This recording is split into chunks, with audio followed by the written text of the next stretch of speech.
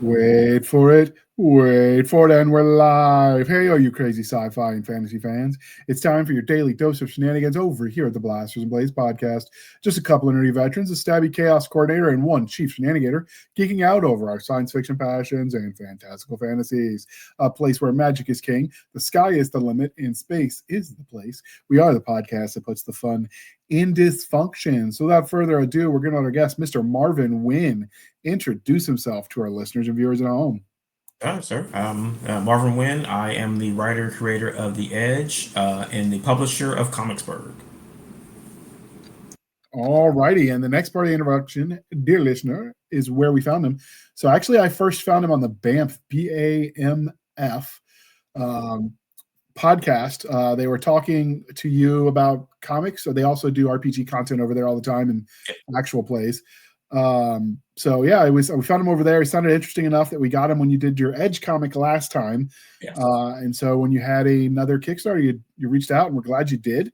Full disclosure, dear listener, I am not the comic book person, and normally Nick is here to ask the smart questions, but Border Patrol has him doing Border Patrol things, and so at least in the short term, he is not going to be available. He has a new window of airtime, so we're going to tweak the schedule some to get him on more episodes. But since he's not here, if I sound stupid, just assume it's Nick's fault since he's not here to just, to take the bait. With that, if you've got certain questions you want to know when we interview comic book people, leave it in the comments and we'll add it to our repertoire. See, that makes it sound French and smart. Yeah, right? Yeah. All right. So with that out of the way, before we start diving in, we got to do the religion question. Are you ready for this? Yeah, I'm ready. All right. Stargate, Babylon 5, or Battlestar Galactica? Oh man, I got it. I got to reject all of those and go with Deep Space Nine. Okay. Was Deep Space Nine the one that had the controversy with Babylon 5? Yes. Okay. What is it about Deep Space Nine over Babylon 5 that you liked more? It's to me, it's the best Star Trek series ever. It had the most interesting characters and the most interesting villains.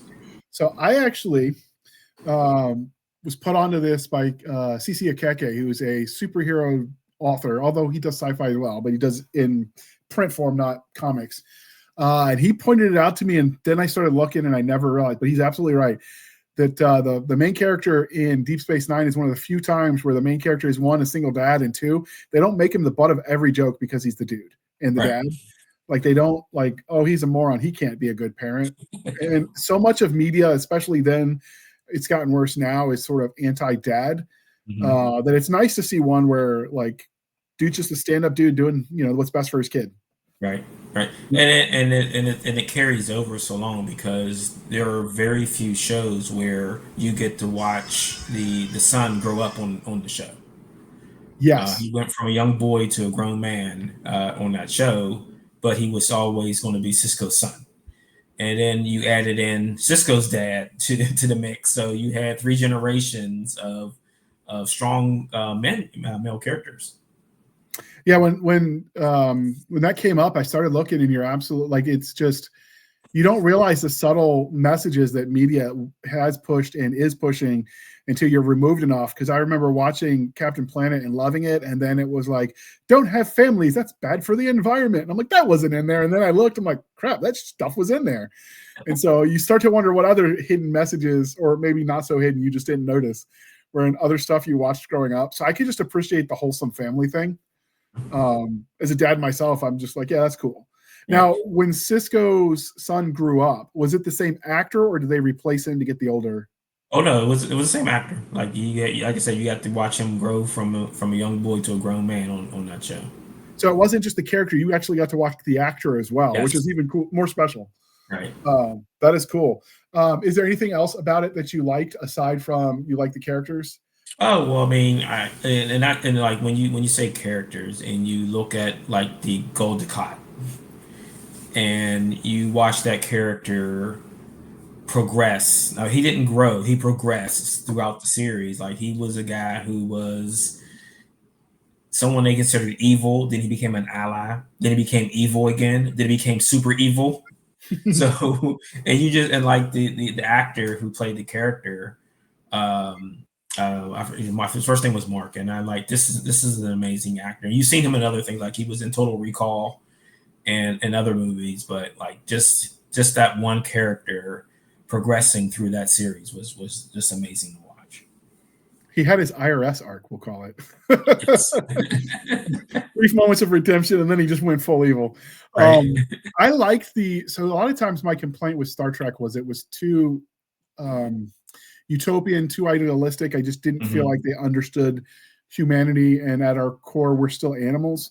Yeah. And so, like, what's the old expression? You're 3 days away from your base nature without society and food and all the comforts that allow us to be civilized. And I think Deep Space Nine is really the only one I saw where they were more, I felt, realistic. Like, if you remember the first few episodes, when he gets there, like, that space station is in disarray. It looks like it's been recently attacked.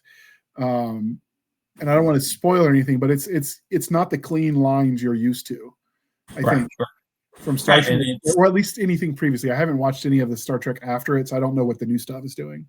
No, and it's because it's set on a space station that's not a Federation space station either. It's a Bajoran station. Well, it's a Cardassian station. It becomes a Bajoran station. So you're kind of like mixing all that together, because it's not just Starfleet there. You've got Bajorans, you've got Klingons, you got Jim Hadar, you got the Founders, you got all these other species mixing together in this one environment, and they don't have to play by their rules all the time, like they would on the Enterprise. They had to play by Starfleet rules. Like, it was all up, because you actually had an episode where Sisko did some dirt to get the Romulans involved in the war. And you got the resource issue was addressed, where it wasn't just, of course, we're abundance. We don't need anything. We've got everything we'll ever need, which can get a little boring from, like, the quest for the, flux capacitor so I can get home makes a compelling story. I guess I'll take a nap before I leave because I've got everything I'll ever want. It's just not as always an entertaining plot device. So I really liked that it felt gritty. So for me, that's one of the things I liked about it. All right. Because we're polytheistic here at the Blasters and Blades podcast, the Green Knight, the Northman, or Beowulf? I'm going to have to go with Beowulf, because my friend Grant, who is a member of the Comicsburg family, publishes a book called Beowulf. It's the legendary hero is reborn in modern times, and he's a slacker. So the guy who is going to become Beowulf is a slacker. So there's a magical cat that has to teach him on how to be the legend. Is that a comic book? Yes. All right, we're going to have to get together after the show, because now I want to talk to this guy about that. That sounds like it'd be entertaining. It's really good. Really good. All right. I liked Beowulf too, as the classic Beowulf and Gilgamesh. I read those a lot as kids. Sometimes it was the make it easy for stupid kids to read it. As you get older, of course, you start reading the more of the original wording. But I really like the two stories. They're classics for a reason. They stood the test of time. So I'm with you. I really like Beowulf. I did like the Northman. That is not my area of expertise when it comes to history, so I don't know how historically accurate it depicts the Vikings, but it was a good story. And you can't go wrong with any Arthurian legend stuff with the Green Knight. There's a few others out there, but, like, I don't know, King Arthur speaks to all of us for a reason. Yeah, man, I still will wind up Excalibur every once in a while and watch that. Yeah. Have you been able to pass that on to your younger family members? No, they seem to have issues with things before they were born. we gotta break that habit. Right. Well, I mean, we've been able to break through on a few things, and it's kind of funny because I say, "Hey, you guys should watch this." Ooh, no, it's old. And then their friends will say they watch it, because what's old is new now, because as that happens, the newer generation is like, oh yeah, we like things from the 80s now because of what's it called, Stranger Things. So yeah, let's watch all the 80s stuff. And they're like, oh man, this stuff is so good. I said, I tried to tell you this like 5 years ago. You didn't want to listen to me though. But yeah, it is what it is. As long as they watch it. Yeah, and of course, a lot of those stuff is coming up, if they're not already. A lot of the stuff we grew up on were already reruns. So like Oh, I'm drawing a blank. Buck Rogers in the 25th century. Like a lot of that kind of stuff is coming up for public domain. So you're Yep. going to see a lot of the old is literally new again as people are going to start to play in the playground of their youth. And so nostalgia is going to reign supreme for a while, I suspect, Right. because there's a lot of good Well, ones coming up. and the funny thing about it is that most of this stuff is coming up on the 50-year mark, so it's officially relics. Yeah. Yeah. I don't want to think about that though, because I'm also approaching that. So we'll move on and pretend we didn't say that.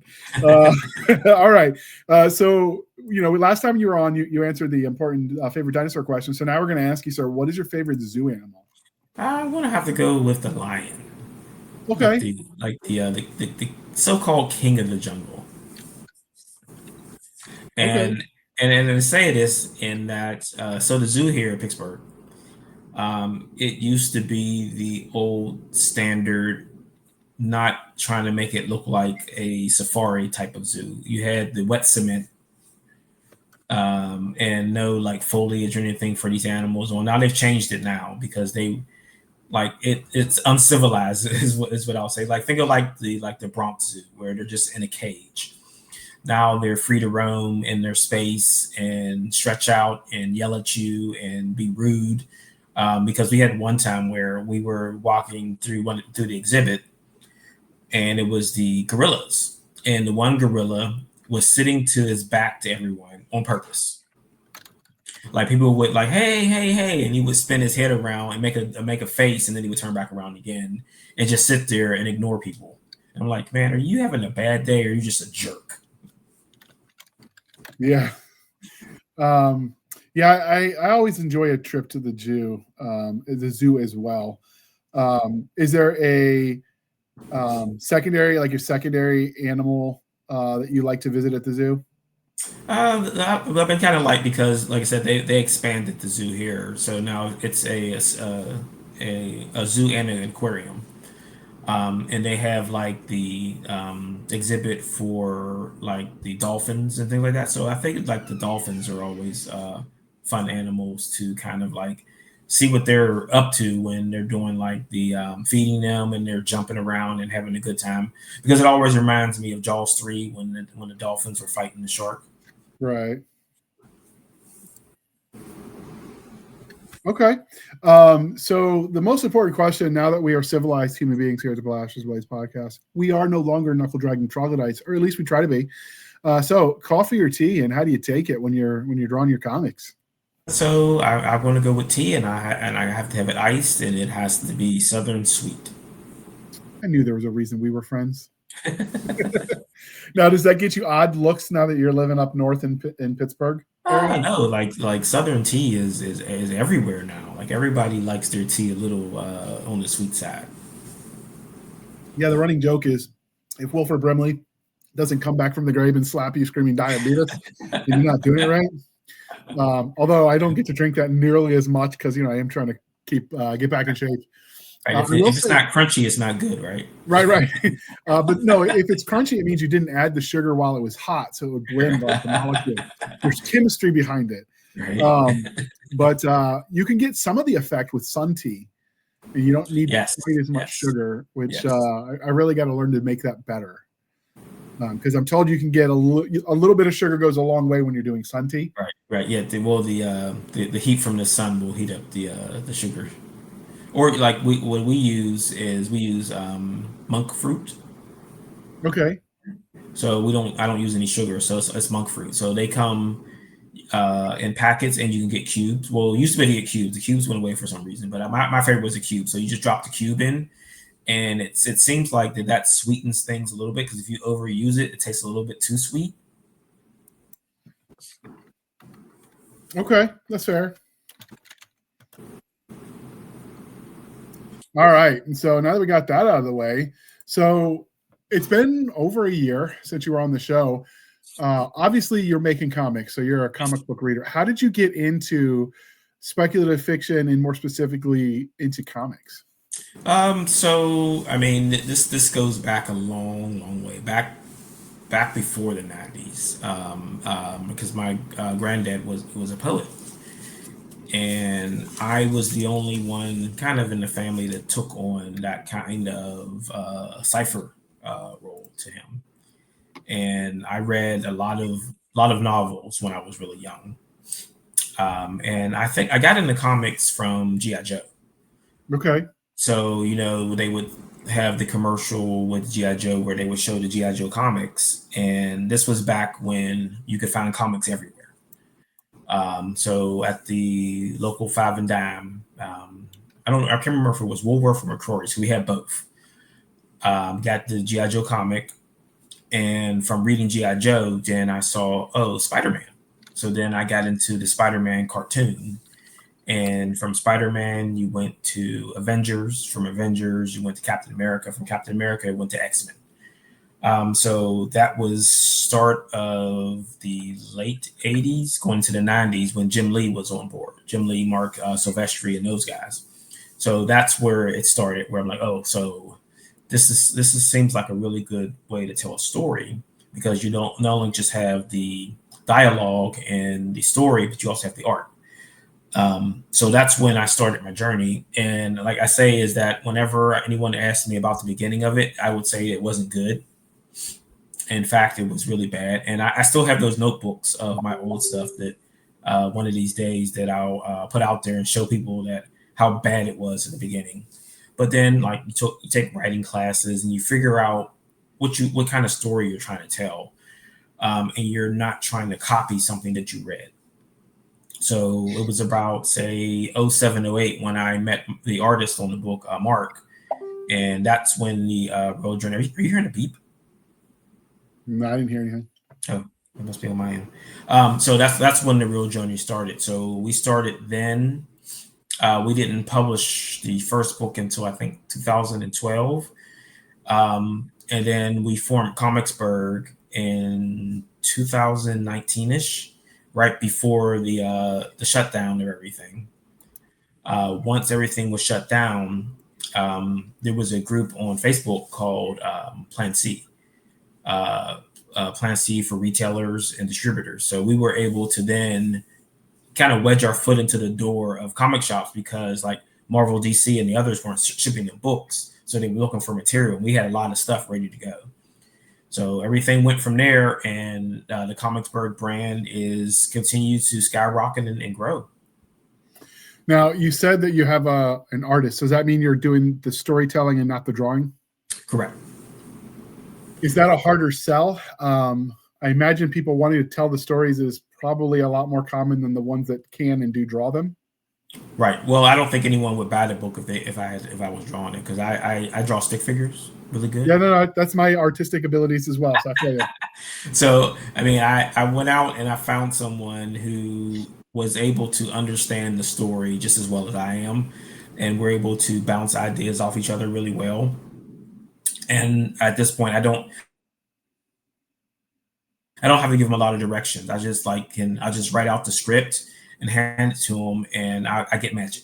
So I don't think I don't think this thing would have gone as far as it's gone without Mark on board. Okay.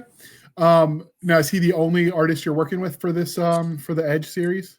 Yeah, he's the primary penciler, inker, and cover artist. I mean, I have worked with other cover artists, but primary it's going to be Mark doing all the artwork. So, since we're talking about the Kickstarter, which is for action figures set in this world, can you give us an overview of the world before we talk about the Kickstarter and what you're trying to do? Sure. So in the story, the Edge is I would say a supplement or a steroid that has been dosed to a few select people. None of them are aware that they've been dosed with this drug, and it gives them these wonderful, amazing powers, like you would see in X-Men or Justice League, etc., etc. The problem is that they're not able to fully control the power, so that sometimes the powers don't work the way they want them to, or sometimes they don't work at all. Sometimes the powers will cut off when someone is trying to use them, and it's slowly destroying their body and their mind. So eventually they'll either go insane or they'll die. So with superheroes, there is a trend towards darker, grittier stories. I'm thinking like Black Lightning. Yes. Was a really, and I enjoyed that one. It's an example of how you can fit your political ideology in a story and do it where the story still trumps and it fits. Because I mean, there was some definite messaging, but I didn't care because the story was so good and it fit the characters. But then of course you know the comics we grew up on was a lot happier, brighter, you know, sitcom-y, I guess. Yeah. So where does the Edge fit into that spectrum? I would say I would pushing it somewhere in the middle where we're having fun, but we're saying that there's consequences to all this stuff. I mean, you just can't have someone step out in the middle of the street and shoot lasers from their hands and blow up a building and nothing happens. You just can't clean that up right away. And that person should have consequences for having that kind of power because the human body in certain ways isn't designed to do those kind of things that are being done. So how do you contain that power? How do you use it without hurting not only other people but yourself? Is there an antidote in this world, or is it, you know, once it's there, it's there? Once you've been dosed and you start using the powers, it's kind of a countdown. Okay. Do you solve the mystery of who's giving out the drug and why throughout the story? Yes. So we do some background on the characters. We piece it out. So the way I don't like to do origins up front. I want like you to become familiar with the characters, and then we go more into their background. But I want it to be part of the story. So in issue 2, we do the background of one of the characters, but then it leads right into the present day story. Okay. How many of these comics are out there? Not like individual issues. Like how many? If you wanted to read them all, are there 12 of them? Like how many individual episodes, volumes are there? So we just started volume 3. Volume 1 and 2 have been collected in the trades. So volume 1 is issues 1 through 4. Volume 2 is issues 5 through 10. I'm sorry, 5 through 9. Issue 11 came out some places on September 3rd. But I did check around and not all the stores got it. So I would assume they'll get it this coming Wednesday, maybe. Like the release is sporadic. Once I send it to the distributor, then it's all bets off on when it gets to the stores. Yeah, that's fair. There's only so much you can account for. Yeah. Now, when you said the trade volumes, can you explain what that is for people who aren't as aware? Sure. So when you're talking about a trade, you're talking about a collection of singular issues. So what I was saying is that the first 4 issues is an arc. It's called Revenant. And we collected that into a trade paperback. And then once issue 5 started, we waited until issue 9 was over because that closes out the next arc. And then we put that into a collection. The third arc will starts with issue number 10 and ends on issue 15. So once we get 15 out, then we'll collect that into a trade. Okay. With that, so you've got volume 3 out. You know, I'm assuming you're writing volume 4 now. What is the Kickstarter we're doing? What are you trying to do with this? Right. So the Kickstarter is to start an action figure series line. So I think it's always a dream of someone who's doing comic books to see if they can take that thing into mixed media. So you're saying, okay, now I want to do a video game, or I want to do an animated series, or I want to do action figures. I settled on the action figures because it's probably the lesser of all evils of those other things. I feel like we are working on a card game. We work with a guy, Eli, who does Scattered Nexus. So the Edge is part of that. So you can actually play a card game with the characters. And animation is really expensive, and so are video games. Action figures are a little less expensive, and I feel like that it kind of fits better because not only can we do the action figure, we could do a one-shot comic featuring like the character that we're making a figure of, and also include that into the Kickstarter. Okay. Now, while you're explaining the action figure, I am going to switch screens, and we're going to show the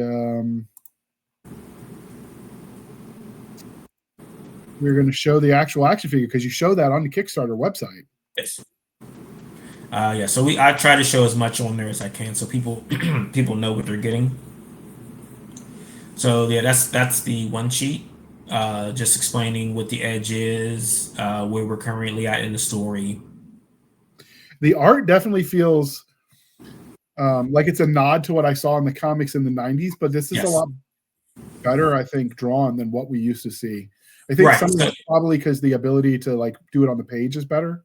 Right. Well, I mean, I think it's because like when you were doing comics in like even comics in period, so most of the time you don't have a lot of fabric in comics. It's more or less the character's kind of naked and you're just like covering him in color. Right. So it's the skin tight spandex is where you got, and the characters have fabric and you can see the folds and everything else in the costumes. So the action figure is 1/18 scale. If you're not familiar with 1/18 scale, that's 3 1/4, which is the size of G.I. Joe from the 80s, and then the G.I. Joe 25th anniversary figures. So they mix more. It mixes better with the 25th scale because it's not O-ring, so it doesn't have the shrunk torso that you would get on the O-ring. And if no one knows what an O-ring figure is, it's the O body, the hook, and then the rubber band. If you remember, if the figures. I remember those. Yes, and you know if the rubber band ever snapped, you just had to get another rubber band and put the figure back together. The detail on this is amazing. Now, are they coming painted, or you got to paint them yourself? Nope, these will be fully realized, painted, actually in packaging. So they'll be packaged, colored, and ready to play with. All right. Well, while you're explaining who Blain is, I'm going to go through the images you shared on your Kickstarter page so people can see.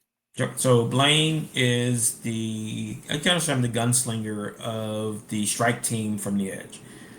So his power is he can create barriers. So he can cover himself in a barrier shield or other people who are close to him. So as I said before, like all the powers have weaknesses built in. So the weakness of his power is that there's no oxygen inside that bubble. He's breathing, so he's creating carbon dioxide, which means he can't keep that barrier up forever. It also doesn't have insulation because it's not a house. So if he's in a room where it's hot, of course he's going to feel the barrier inside of the barrier heating up. Cold, the same thing. So yeah, go ahead. So one of the things I noticed is it looks like the glasses come off because they're here on this image, and then they have him off where he's got his weapons in the holster. You get 2 heads. It's 2 heads. Oh, okay, yes. Cool. 2 heads and 4 hands. Well, 4 sets of hands. So one hand set for the guns and the other hand set for the fists? For fists, and then for, I guess, the slapping. Okay. It's an open hand, but it doesn't have a trigger on it. So I guess you can use it to pimp slap people. Pimp slap of love. Yes. So then you've got the rear holsters because yes, it's a comic book, so he can reach for his guns from rear holsters. It's not quite as bad as the rear sword and watching people. Yeah. Well, not pulling it out, but putting it away. How do you reach your back to put the sword in? I think people confuse what was at one point in time a carrying method when you weren't expected to need it with actual combat uses. Yes. But yeah, so he's got the holsters. They look sturdy. And then, of course, you see them from the front view. Like I said, he said it was 2 heads, so that's why he's got the glasses. Yep. These are the pieces. So you've got the fists, hold the guns, and I'm not sure what I guess the slap them. Yeah, that's the slap them hands. That's where they're cutting up, so you got to give them the hand. The holsters, are they on all the time, or do they move? They are not removable on the prototype, but I mean it's something we could look into. Okay, and he's a little bit bulky in the design, but I think that's probably a limitation of the medium. Right. I'm just looking. Or is the shoulder the oversized shoulders, is that built into his uniform? Yeah. So I mean, it's to get the joint, because there's a ball joint on the shoulder. So give it a little bit more room so you can do all the posing and everything like that. But remember, this is a prototype, so I mean those things can change. Well, yeah, sometimes the armor is like that, and sometimes in the comics they draw them with how do I say this? With physicality that just doesn't work with human nature. Right. I guess is the nice way of saying it. Right. I mean, and it's kind of because of the size of the figure too. Give him a little bit more girth, and so he stands out amongst the other action figures that you have in your set. Yeah, and then of course, because there's the one-shot comic with it, I'm not going to show you all of the images from it, but like this is one. Right. So Wolverine meets Deadpool with the vibe I'm getting. Right. So the story is called Blain High Stakes. There is a gentleman who has information that he's trying to sell. He's in Vegas, so Blain is coming in to extract him. At the same time, other factions are headed in there to either extract or kill the guy. Okay. And then, of course, the fight in the bar. I mean, in the casino. Right. So that's he's fighting Rev, the Revolution. So his job is to destabilize, go into an area and destabilize it. Do they have the same powers the Edge have? Rev, the Revolution doesn't have any special powers. He's just do any of the bad guys have special powers? Or yes. So the villain from the first 4 issues, Revenant, if he bleeds, he duplicates. So, like, if you remember Multiple Man from the X-Men, who was able, if he, like, by kinetic energy, he could duplicate himself. Blain has to have blood drawn, and then he makes as many copies as he wants. And I really like the art style. It fits with the other stuff you've shown. So I think you nailed it. We're gonna pause real quick when we're talking about the Kickstarter. I think it's helpful if we show the video that you uploaded to your Kickstarter. So I'm gonna play that real quick.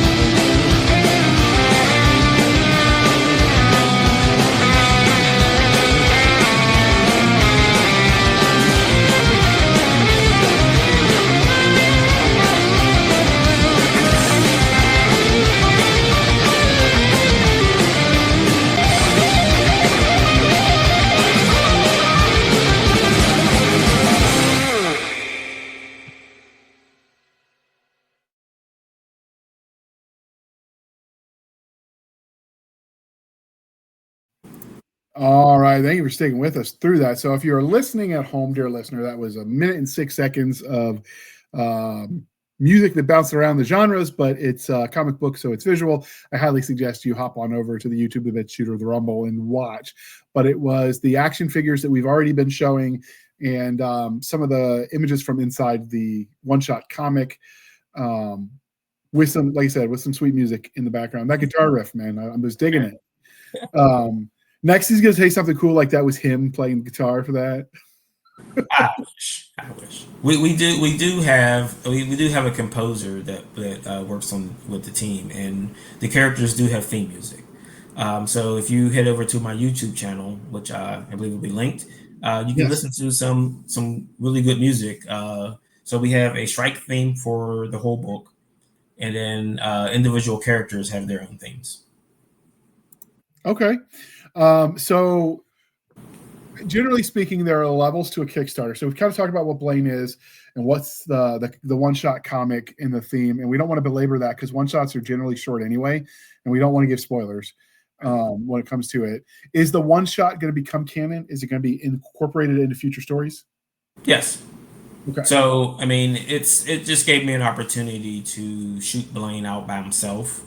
and see how he deals with these crazy situations that the team gets into on his own, and see how he gets out of trouble. So it's going to be over 40 pages. It's a one shot, but it's going to be part of a continuing story as we go down a little rabbit hole with Blain. He gets to come back home to Pittsburgh and get into more trouble. I mean, other than that, you're from Pittsburgh. What made you decide to set it in Pittsburgh? I mean, because it gives me like an excuse to show people who haven't ever been to Pittsburgh. So there's going to be a lot of Pittsburgh scenes and things that I've seen all my life in the book. Definitely helps for the setting if you can just go there and take pictures. Right. I mean, and of course, Google Earth doesn't hurt either. Right. Yeah. That's the drawback for people that use made up cities. Yeah. I mean, but when you're in person there, you get those angles that you can't get when you're just looking at pictures or like the history of that thing, and you can say that, oh yeah, on this you can show a plaque, or you can replace a plaque and put your name on a building that wasn't there. So that's actually happened. So one of the characters actually sets up his offices in this really weird glass building that's on the other side of the Allegheny River here in Pittsburgh, on the north side of the river. That is cool. Does that mean you've immortalized some of your favorite haunts in Pittsburgh? Yes. Okay. Now they can get the little placard in their store, as seen in the Edge comics. Right. There you go. So that's what the Kickstarter is. What levels and tiers are there going to be for this? So you've got the tier. So one of the starting tiers is you get a digital copy of issue 1 of the book. You can get a physical copy of issue 1 of the book. Then you can get a digital copy of the one shot, physical copy of the one shot, and then you get into the action figure tier. So when you get the action figure, you get the one shot and a bunch of prints and everything that comes with it. So the $40 that you're spending is not just going to get you an action figure; it's going to get you a book and all other kind of cool stuff. So we also have army builders. So we have a crew called the Suits. And since I'm a big fan of Star Trek Deep Space Nine, I liken them to the section 31, where they're kind of behind the scenes, but they also get into the action. So you can get for I think it's 30 or 35, you get a figure. It has 4 different heads, so you can swap the heads out, turn them into an army. That's both male and female. And as we go forward into the Kickstarter, you're able to unlock more heads. So we have about 10 extra heads you can unlock. And then I put a few sets in. So there's a set of 4 because there's 4 heads available now. And if we unlock those other tiers, then I'll add more tiers. You can get 10 figures, and we'll get them with a discount. So if you get 4 right now, it's $80 instead of $120. And then we also have coffee. So we did coffee before, we got coffee back again. So we're working with Comics on Coffee again, and this flavor is spiced rum. Oh, okay. Have you tasted it already? I have not. I don't drink coffee, so I have to have a guinea pig tested it for me once it gets here. Okay. Now, have you presumably I haven't heard of this coffee company. In fact, let me make a note. We'll throw that in the show notes where we can link to them. Yeah, I'll drop that into the but assuming that you've used them before, since that's the case, was it well received? Yeah, I sold every bag. So I think we had 100 bags, and between the first Kickstarter, conventions, and like bundling it up, I mean they're all gone. It went pretty fast. It's a novelty thing. So someone's walking past and they go, "Oh, I don't read comics." I said, "Do you drink coffee?" I got coffee. And the guy was like, "Okay, I'll take a bag." Yeah. So we threw that in the link, dear listener, if you want to check out the company. So it looks like, just browsing their website real quick, that they got good reviews. So You're not getting garbage that they're just throwing a label on, because drop shipping type coffees, the novelty, sometimes it's a hit or miss. But this one looks like it's getting good reviews. Yeah, they do stuff with DC and Yeah. other comic companies. So yeah, and they've been around for a while. So I mean, I'll give them thumbs up. Even though I don't drink the coffee, but they're good people, and people seem to like the coffee. So. And anybody that's supporting the industry to help try to keep comics afloat, because right now it's on fiscal life support for a lot of brands. That's the old joke. You want to make $1 million as a comic book artist, you start with $1 billion, or whatever the expression is. Because it's for most people, it's a labor of love more than anything. And I mean, it's kind of a thing of you're just making even most of the time on it, but you're doing it because, like you said, it's a love of a thing. I mean, if I wanted to be rich, I wouldn't ever do anything that's going to cost the money. Yeah, I would just take the money and put it into like stocks and bonds, or put it in the bank and leave it there. So I just dropped into the chat local comic shop day. So that's coming up on September 27th. That's run by the only existing retail organization, Comics Pro, and they're trying to set it up as a second kind of like Free Comic Book Day. Even though we don't know what's going to happen with Free Comic Book Day, since Diamond has a new owner. Okay. And Comicsburg is a bronze sponsor, so I'm actually shipping product to the stores tomorrow for local comic shop day. Okay. And then, of course, I'm told some of the local political stuff with the price of things. What is it? The tariff and getting paper and stuff has been an issue, not just with comics, but with other book stuff as well. Yeah, I think that's going to be across the board, because now let's say you need a new computer, chips. Anything you're going to purchase right now is going to have some kind of price uptick, and they also aren't shipping. Like, some countries are not going to be shipping products to the U.S. That's not affecting outgoing, but I mean, that's going to affect shipping prices and everything else.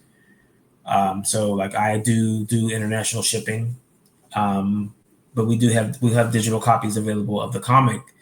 If people are kind of scared of the shipping prices, but I try to keep it as low as possible. I don't want to charge someone $100 for $60 worth of product. Yeah, and like I said, we're apolitical here at the Blast of Blaze podcast, dear listeners. So we're not taking a political stand on the right or the wrong of the thing. We're just recognizing that it is a thing, and that does affect our industry. Yes. Both in the print for books, and then obviously in the print for comic books. In fact, that's why you saw game design company Trollord Games is building their own printing press operation on land they just bought to get around some of that. Also, the owner of them is so fanatical about what is good enough for him that no other organization met his standards. So he's been making his own books anyway, and now he's just taking it to scale. I mean, that's probably the best idea, is like, if you have the capital to print your own stuff, I mean, more power to you, because it's probably going to save you in the long run.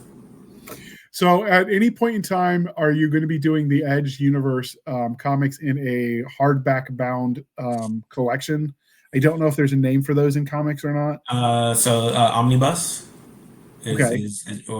So, and it's kind of funny, because I think Walt from Banff asked about that before. He's like, so when are you doing the hardcover? When are you doing the hardcover? I mean, it's going to be a challenge, because like, the stories link, but they're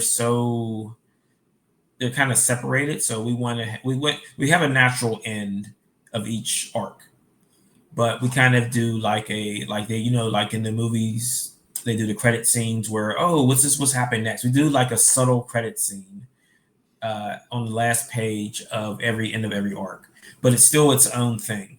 So it's going to be hard to see collecting everything together and saying where the break would be for, like, say I want to do a volume 1 omnibus. How many issues do I include in that? before we go to the next one. And there's no telling how many issues are going to be in this. So this thing could be 10,000 pages long, and I don't like the idea of having to ship that. Oh yeah. I've printed a large anthology before, and it was like maxed out on what Amazon will allow for length. Yeah. And that thing was a weapon. Like if I drop it on your foot, you might need a doctor. Right. so I feel you. And shipping those, if I had to pay for that, yeah. If Amazon wasn't doing it through the Prime and stuff, yeah, I feel you. So, what is next for both Blain, the character, the Edge characters, and your toy line? Yeah. Is this a one-time thing you can only get through the Kickstarter? Or are you going to buy them and stock them to ship later as well? So we'll have 1,000 units in this once this funds from a loose collector. So I already have, like, if anybody looks at the Kickstarter, I have started the plans of Series 1. The Revenant render is up on the Kickstarter, and then Mystic and Interim are the other two in Series 1. But I've got like multiple series. Like what I want to try to do 4 characters in each set, and then a set of army builders, because since we're dealing with sci-fi superheroes, there has to be ninjas. It's like required. Yes, and our ninjas are called the Fiends. So the Fiends are kind of the people. So we had a thing recently. It started in issue 10 with a team. They're called Standard Issue. And they were kind of tapped to be the honor guard of this universe. So their powers are from the drug itself. So they can inject themselves and get a different power.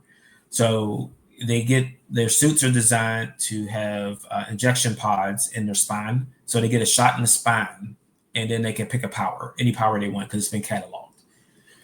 And the Fiends are the people who were part of that program that washed out. This sounds very Bioshocky when it comes to. Yeah. So I mean, I try to take things to that natural step. So if you're going to inject something and get it, and you're getting a power, and how do you get it fast? You have to get into your nervous system. So the spine is the best place to inject something to get into your nervous system fast. But of course, there's going to be consequences to that. Naturally. Yes. So obviously the ability to articulate the character poses is what sets you apart from someone just printing it on 3D. Mm-hmm. Because a lot of times the 3D printed renders are like immobile. They're just little pieces. Since you already have the STL files as they are, or do you have plans at some point to sell those as, so someone could print a figure that isn't like action figure, that's just a standalone? So you, like, if they want to do customs? I mean, we've been thinking about it. So I actually was thinking about when we do the army builder figures, we'll release some of those, have those still available for unpainted. So then you can build off of those ones as much as you want. The plan was to turn this figure into a buck. So I mean, that could be possible too. What's a buck? So a buck is just a standard figure. So something you can take and you can reuse the parts. So we can actually take, like, possibly Blain's torso, his legs and things like that, and make the Revenant figure. So you don't have to recreate another one, which would cost you more money. The more you can reuse something, the cheaper the things get. So it gets exponentially cheaper the more figures you're designing. Right. Okay. So this Kickstarter is running for 60 days. Yes. It has been out for a couple days already. Mm-hmm. They're about a third of the way, it looks like. Yes. Through where you want to be. It's going. When does it end? October. I can tell you the exact date. October 29th. Okay, so it finishes October 29th. It closes completely October 30th. When does the shipping and all of that start happening? So once we get the money from Kickstarter, I'll get that over to Loose Collector. They'll contact the factory. That could take like 4 to 6 months. So we're looking at spring, summer for shipping. So is this being produced overseas or here in the Yes, States? overseas. I wish we could do this in the States. It would almost quadruple the cost to do it here. And there isn't a fact because there's no factories in the States that do action figures. So we'd actually have to go to a factory and get the molds and have them set everything up, which is going to add to the cost. So the cost increases because of the lack of factory. You have more middlemen. Yes. That's a shame because, like I said, where possible, people like to shop local, and Right. Like I said, I wish that we could do it, but I hear people talk about some of the best things for the environment they want to do, and the largest thing that anybody can do, and no one talks about it because it's easy. It's just shop local because you're only going to save so much of a carbon footprint or whatever by minimizing the package. Because at some point in time, like you just can't shrink the package anymore. Mm-hmm. The way to save is just not making it have to travel as far. Right. Because then it's not idling in an airport on a boat or whatever because it came from Timbuktu, etc. Yeah. So I like that you tried. Maybe before the next run, companies will start opening up, and you can help your local community. Pittsburgh could use businesses, so who knows? Maybe it'll be your neighbor. Right. I mean, like I said, is that I looked into it and like the prep work for it. But as you said, this would have to be something where a bunch of companies were saying, okay, we want to do this locally. Let's get everything set up, and then other people can follow behind. But someone with some bucks in their pockets is going to have to get that ball rolling. But like everyone, like either China or I think they're in Brazil, Indonesia are the places where they have factories already set up to do action figures. Okay. Have you designed the boxes they're coming in? Because you did mention that they're coming in the standard kind of packaging you'd see if you were buying it in a store. Yeah. So I mean, it's on the front page of the Kickstarter. Okay, that's what that the was. image that's on this front of the video. That's what the packaging is going to look like. We're going to make a few changes to it. We're going to shrink the logo, put a few more things on there, and update the art that's on there. But I mean, that's pretty much what it's going to look like. Okay, that's impressive. I thought that was AI rendered, stock image to set up, before you build things, because that does look just like the old GI Joe packages and all the other generic action figures. And I think it's going to be a resealable clamshell. So Okay. I mean, you'll be able to take it out, put it back in. And I mean, we haven't gotten to the point system yet. So if you remember, GI Joe had points where you could collect points and do things like that. And I know, are you familiar with Valaverse? I am. Yeah. So Bobby did he had points on his cards. So maybe we'll be able to do that. So if you sell more than 1,000 of them, does that mean is there a cap out, or if you get more than the 1,000 you were talking about ordering, you'll just order more? How's that going to work if? Right. So I mean, what I don't want to do is have a lot of these things sitting around because now I've had once 1,000 of these things drop on my doorstep. Now I have to have a place for 1,000.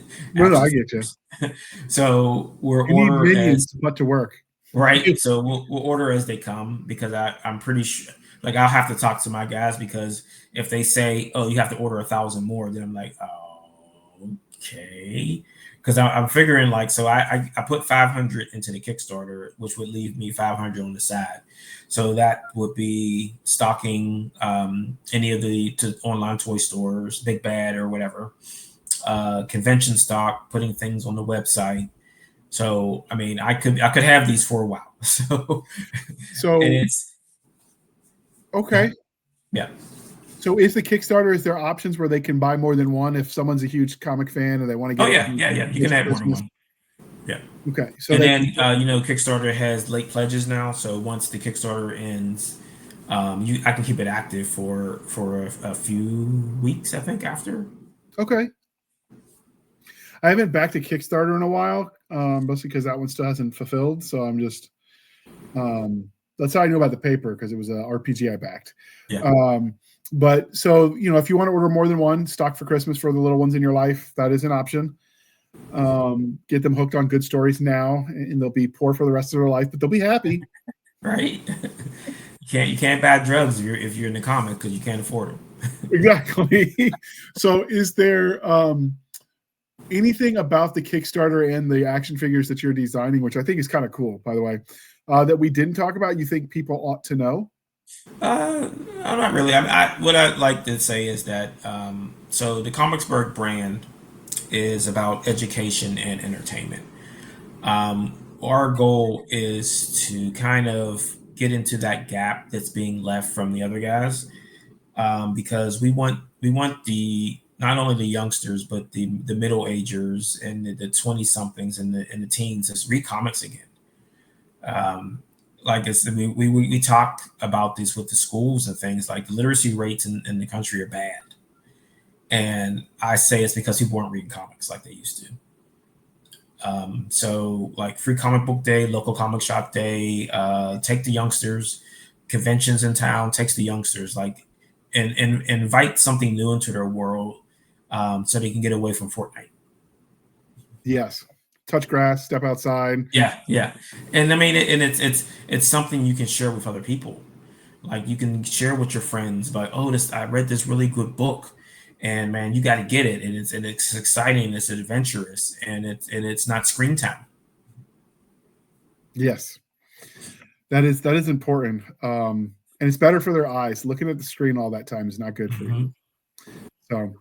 So, all right. So with the education piece, if we talked about extra action figures, could they get extra of the one shots if they wanted to be able to give those away or donate them to their local library or Sure. whatever? So we do have retailer tiers on there. I mean, I'm not checking to see if you're a retailer or not. So if you want to order, you get there's a retail set for both the action figure and the one shot, or just the one shot by itself.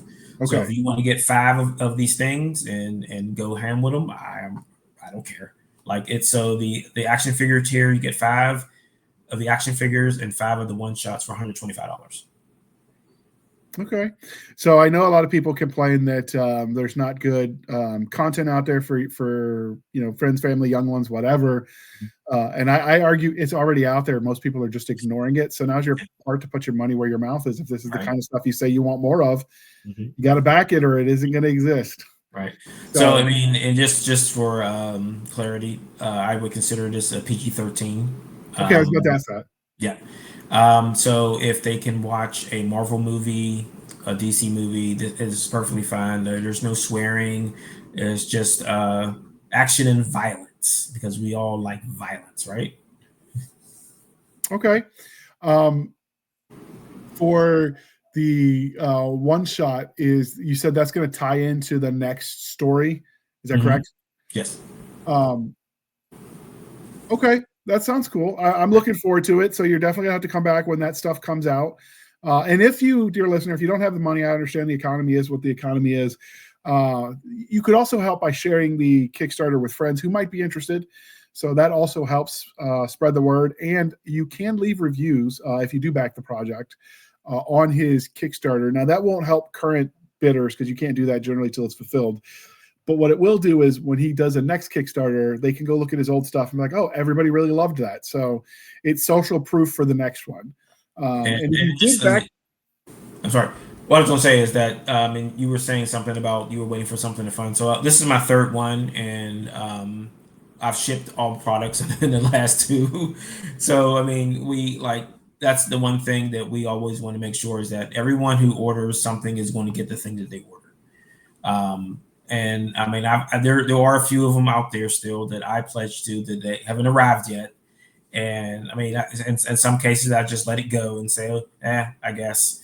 But I mean, I always want to do what's right in these situations, and I want to make sure that everyone gets everything they pledge for.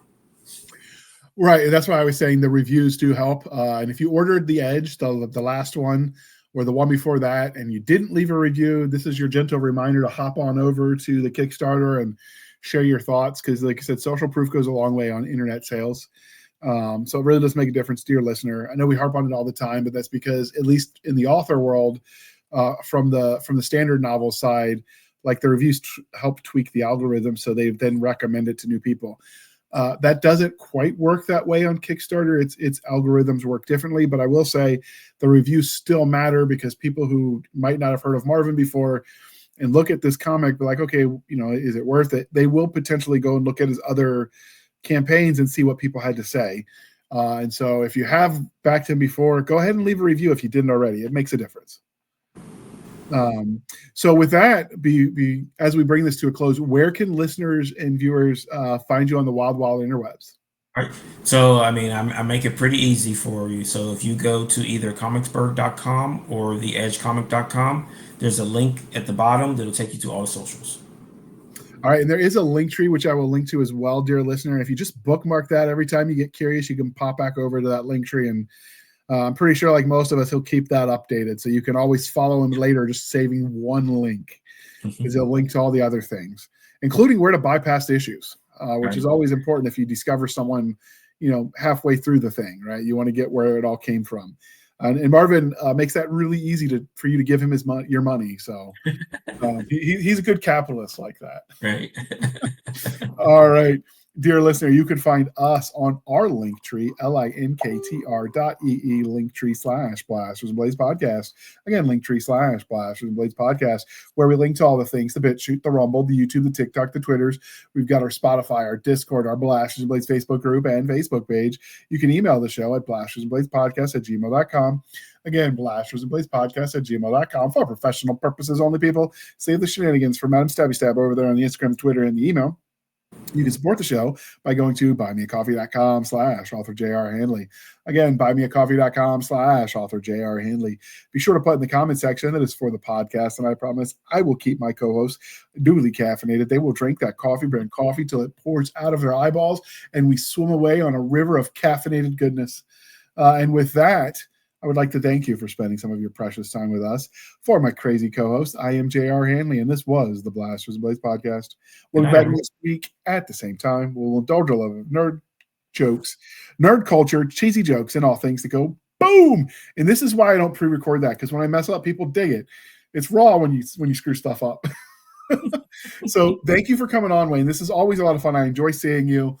We will be doing more in November, group panel topics related to the comic book side of the house, because we'll have Nick back. So you're definitely going to get invited out the gazoo as we start diving into some of that, like what makes a good villain in comics, what makes a good hero, and all that kind of stuff. Because I do think, while we are not a how to be an author podcast or how to be a creative, I do think the average listener, the average reader, is curious about like how the sausage is made, right? And more so, obviously, everyone knows you write with a pen, paper, a keyboard, whatever. But not many people understand what goes into making a comic, and I think that could be a fun episode. That's a tale of wonder.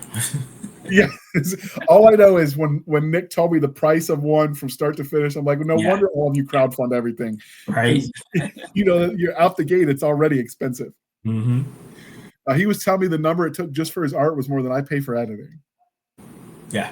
So I tell people, like, anybody asks, like, so set aside $3,000 right now.